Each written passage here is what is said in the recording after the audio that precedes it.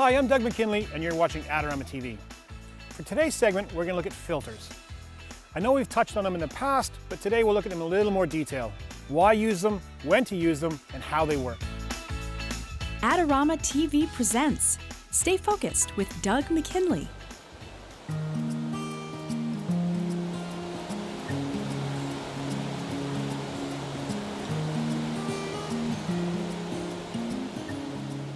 So the filters we're going to look at today are made by Lee Filters from the UK. Now, I've used Lee filters for a number of years now, and I've always found them to be very consistent and very reliable. And when I'm in the field, that's all I really need. Now, there are other manufacturers who are probably just as good, but I like Lee. Now, the system we're going to use is the 100mm system, consisting of standard neutral density filters and graduated neutral density filters. Now, there's a whole series of these filters, colored filters, etc., but I prefer just the standard and the grads. Now, the standards are a series of filters that look like opaque glass. It's photographic glass. They come in different stops, from a 1 stop, 2 stops, 6 stops, and 10 stops. Now, I'm not sure you can see this, but that's a 2-stop one. And this one is a 10-stop one. Now, one's really dark and one's not quite so dark. They both produce different effects on your images. The graduated filters are the filters where the top half is darker than the bottom half. Now, this is really great for us evening out light in landscapes. This one's a hard grad and this one's a soft grad.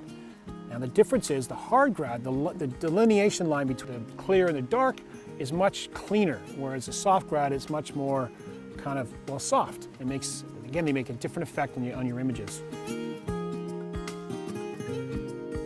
Because we're going to use a fairly heavy-duty ND standard filter, probably a 6 or 10 stop, not quite sure yet. We'll figure that in a second or two. There's a couple housekeeping things we have to think about. Now, first, good sturdy tripod. Cannot do this stuff without one.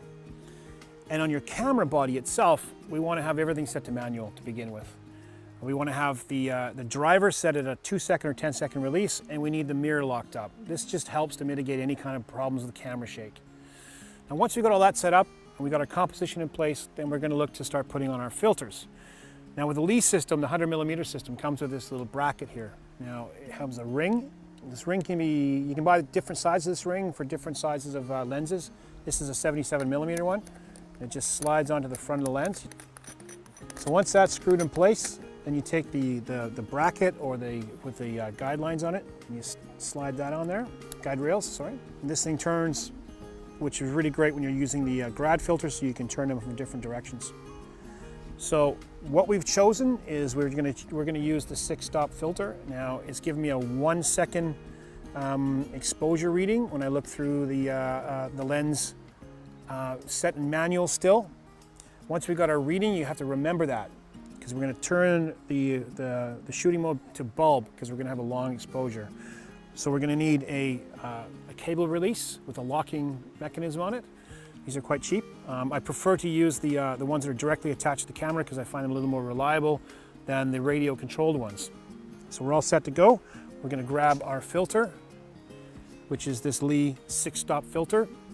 Now, this one has got a gasket around the outside, so it helps to stop any kind of light leakage. This goes into the closest guide rail to the lens. It just slides in, make sure it's covering the whole opening so you get no light leakage in there. As I said, once you're ready to go, we switch the camera back to bulb. On the shooting modes, make sure the lens is turned to manual, because the lens cannot see through this filter. And once you're set, a 1-second reading.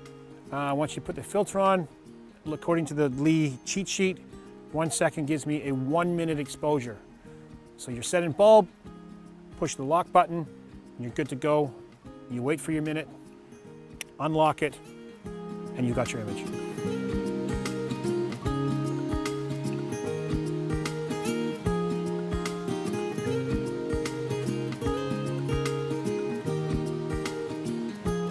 Now, with your landscape images, the big stopper or the little stopper work really well with your graduated filters, and they slide into the front guide rail thusly. Now, I would advise putting the graduated filters in first, so you can see actually where it's going to work, then slide the big stopper or little stopper in behind.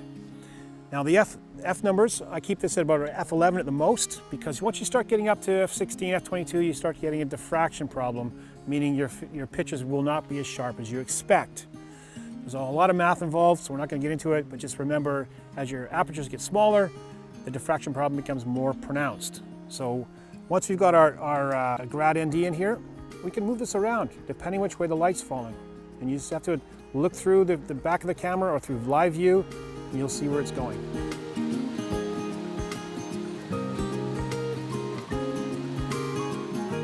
Another top tip is with your eyepiece, with the long exposures, you are going to get some light leakage through there onto your sensor unless you cover it up. So take the cover off, simple, stick it in your pocket so you don't lose it. And then the back of the camera strap, they put this little cover on there, and it's pretty straightforward. You just slide it on in front of the eyepiece like this, and you're ready to go.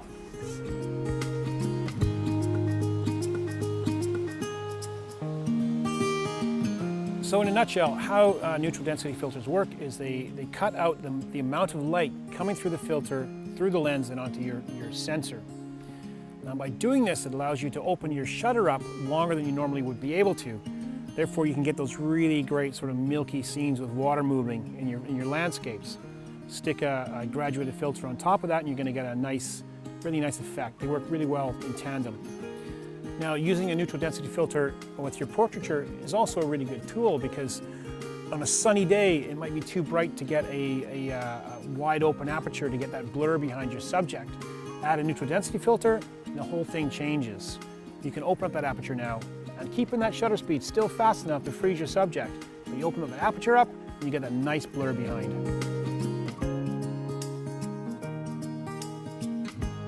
So that's it for me. I'm Doug McKinlay.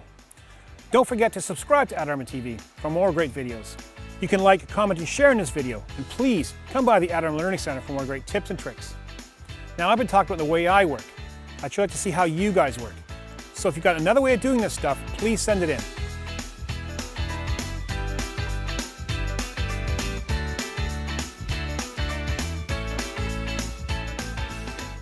Do you want great looking prints at low cost? Be sure to visit our easy-to-use online printing service.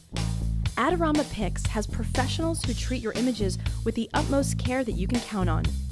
For a quick turnaround on photos, cards, or albums, use AdoramaPix.com.